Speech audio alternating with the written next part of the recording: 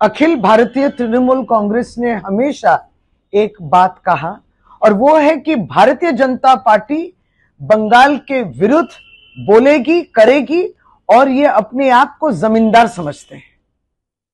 ये बात प्रमाणित हो चुका है। अब देखिए बंगाल बीजेपी और केंद्र में जो सरकार है भाजपा की, उसकी दुस्साहस देखिए। कलकत्ता हाईकोर्ट ने एक ऑर्डर दिया था 26 सितंबर इस साल, और वो ये था कि 6 भारतीय नागरिकों को गलत तरीके से निर्वासित किया गया था बांग्लादेश। वो भारतीय है लेकिन उनको बांग्लादेशी कह के जोर करके बांग्लादेश भेजा गया था।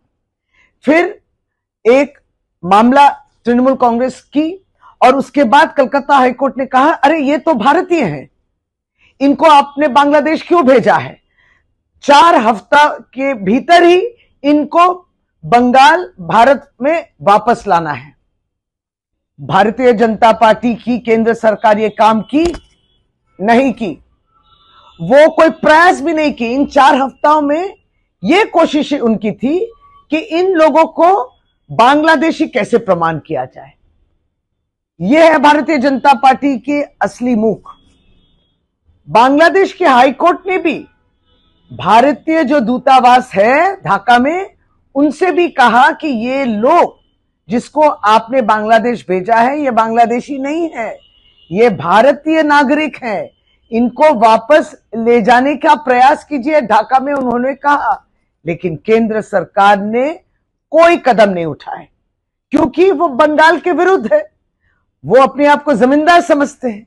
उनकी दुस्साहस देखिए, वो सोचते हैं क्योंकि वो क्षमता में है केंद्र में, इसलिए इस क्षमता को जिस तरीके से इच्छा हो वो प्रयोग कर सकते हैं।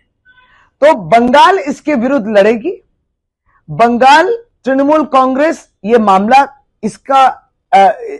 इसके अंत तक लड़ेगी जब तक ये लोग वापस नहीं आ जाते। और इस तरीके से जो लोग बंगाली भाषा बोलते हैं करके उनको बांग्लादेश में भेजा जा रहा है या उन पे अत्याचार हो रहे हैं, जितना मामला हो सके, जितना कदम हो सके तृणमूल कांग्रेस उठाएगी।